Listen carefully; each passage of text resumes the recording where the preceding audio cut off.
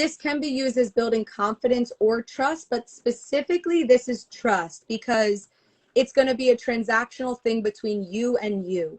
When you say you do something and then you don't do it, that is like deactivating your trust. So for me, I started to recognize through my people pleasing, through I'm recovering from codependence and how I relate to people. So those two things really did break down the trust I had with myself. So for example, we'll just use very simple terms.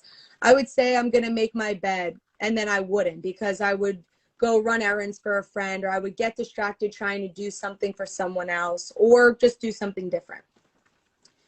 But after a while, all these little things that you tell yourself you're going to do, but you don't end up doing, your brain is like, hey, she said she was going to do this and she's not doing this. Like, so then you stop losing your integrity, and your brain doesn't activate as much as far as actualizing and manifest, like bringing things into its physical form, because it doesn't trust that you're going to do the work to receive it.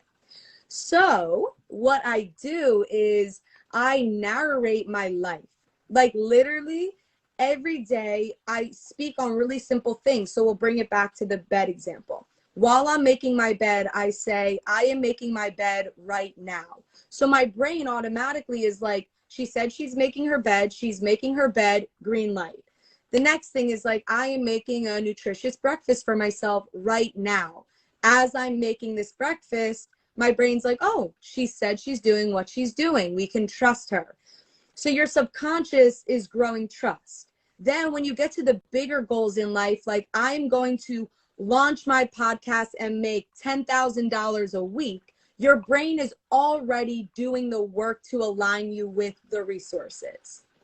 Think about it as if it was a friend. If a friend told you like, hey, I'm going to drop off something at your house today, and then they don't drop it off, imagine they did that 100 times. I would never expect that to ever be dropped off. And maybe at that point, I wouldn't even be home when they said they would drop it off after the 100th time, or maybe I would be literally out of the country, like, you're not going to come.